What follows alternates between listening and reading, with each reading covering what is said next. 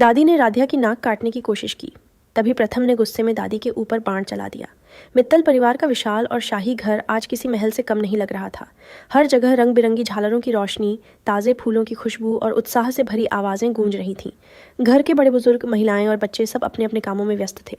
कोई मंच की सजावट देख रहा था, कोई मेहमानों का स्वागत करने की तैयारी कर रहा था। ये कोई साधारण दिन नहीं था। आज पूरे परिवार में रामलीला का आयोजन रखा गया था। रामलीला हमेशा से इस घर की परंपरा रही थी, लेकिन इस बार कुछ खास था। इस बार मंच पर मुख्य भूमिकाएं खुद परिवार के लोग निभाने वाले थे। सबसे अहम किरदार प्रभु श्री राम की भूमिका प्रथम को दी गई थी। प्रथम अपने कमरे में तैयार हो रहे थे। उन्होंने पीले रंग का रेशमी राजसी परिधान पहना, माथे पर चंदन का तिलक लगाया और हाथों में धनुष बाण थाम ली। आईने में खुद को देखते हुए वह क्षण भर के लिए ठहर गए। उन्हें लगा जैसे सच में वह कोई साधारण इंसान नहीं बल्कि मर्यादा पुरुषोत्तम राम का ही रूप हो। कमरे के बाहर खड़े रिश्तेदारों और परिवारजनों ने जब उन्हें देखा तो उत्साह से आवाज़ उठी, अरे, प्रथम तो बिल्कुल राम जी जैसे लग रहे हैं। यह सुनकर प्रथम के चेहरे पर हल्की सी मुस्कान तैर गई, लेकिन उसी पल उनके मन में ख्याल आया, राधिया कहाँ रह गई? अभी तक तैयार क्यों नहीं हुई? शायद उसे सीता का रूप मिला होगा। कितना अच्छा लगेगा जब वह मेरी सीता बनेगी। उनके चेहरे पर एक अलग ही चमक आ गई, लेकिन जैसे ही मंच से आवाज़ आई, लो आ गई शूर्पणखा। सबकी नज़रें उस ओर घूम गई। धीरे धीरे कदम बढ़ाती हुई राधिया सामने आई। उसके चेहरे पर भारी मेकअप, लंबी नकली नाक और बेहद भद्दा परिधान था। यह दृश्य देखते ही दर्शकों के बीच ठहाके गूंजने लगे। कई लोग अपनी हंसी रोक ही नहीं पाए, लेकिन राधिया के दिल पर यह हंसी तीर की तरह लगी। उसे पूरा विश्वास था कि उसे सीता का रोल मिलेगा, मगर दादी ने साजिश करके उसे शूर्पणखा का रूप दिया था। सबकी हंसी के बीच दादी के चेहरे पर संतोष और विजय की चमक साफ झलक रही थी। वह जानबूझकर यही चाहती थी कि राधिया को सबके सामने नीचा दिखाया जाए। प्रथम ने यह सब देखा तो उनके चेहरे की मुस्कान गायब हो गई और कठोरता आ गई। वह समझ गए कि यह सब दादी की चाल है।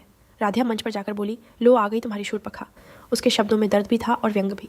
जब प्रथम ने उसकी आंखों में देखा तो उन्हें एहसास हुआ कि राधिया अंदर से कितनी आहत है, लेकिन राधिया वह नहीं थी जो टूटकर बिखर जाए। उसके भीतर एक आग थी। उसने मन ही मन ठान लिया, मैं सांप को भी मारूंगी और लाठी भी नहीं टूटने दूंगी। दादी को सबक तो मिलेगा ही और उनका यह षड्यंत्र भी मजाक बनकर रह जाएगा। रामलीला शुरू हुई। मंच पर प्रथम राम के रूप में खड़े थे और राधिया शूर्पणखा बनकर उनके सामने आई।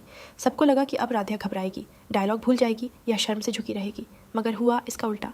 राधिया ने अपने अभिनय से सबको हक्का बक्का कर दिया। उसकी आंखों में जुनून था, आवाज़ में गूंज थी। उसने शूर्पणखा के संवाद इतने दमदार ढंग से बोले कि दर्शक तालियों से गूंज उठे। जो लोग पहले हंस रहे थे वही लोग अब आश्चर्य और प्रशंसा से भरे थे। यह पल प्रथम के लिए भी अविश्वसनीय था। उन्होंने पहली बार महसूस किया कि अपमान को ताकत में बदलने की कला राधिया को भली भांति आती है। दादी का चेहरा फीका पड़ चुका था। नाटक समाप्त होने के बाद सभी लोग राधिया की तारीफ करने लगे। किसी ने कहा, भाभी आपने तो शूर्पणखा के रोल में जान डाल दी। किसी और ने कहा, इतनी दमदार एक्टिंग तो प्रोफेशनल आर्टिस्ट भी नहीं कर पाते। इन बातों को सुनकर दादी अंदर ही अंदर तिलमिला उठी। उन्होंने सोचा, ये लड़की तो हर बार बच निकलती है, इसे कैसे नीचा दिखाऊं। रात को जब सब अपने अपने कमरों में सो गए, राधिया और प्रथम के बीच एक गंभीर बातचीत हुई। राधिया ने कहा, आज आपने देखा ना, दादी ने मुझे अपमानित करने की कितनी कोशिश की, मुझे शूर्पणखा बना दिया, लेकिन अब मैं चुप नहीं रह सकती। अब और सहना मुश्किल है, मुझे उन्हें सबक सिखाना होगा। प्रथम ने उसे समझाने की कोशिश की, राधिया तुम जैसी हो वैसी ही सबसे अलग हो। तुम्हें किसी के सामने खुद को साबित करने की ज़रूरत नहीं है, लेकिन याद रखना हमारा घर टूटना नहीं चाहिए। राधिया ने दृढ़ स्वर में कहा, मैं वही करूंगी जिससे घर भी बचेगा और दादी का असली चेहरा भी सामने आएगा। देखना, ये सांप भी मरेगा और लाठी भी नहीं टूटेगी। अगले दिन घर में पूजा का आयोजन था। दादी ने सबके सामने घोषणा की, आज मुख्य आचार्य आएंगे और पूजा मैं खुद करवाऊंगी।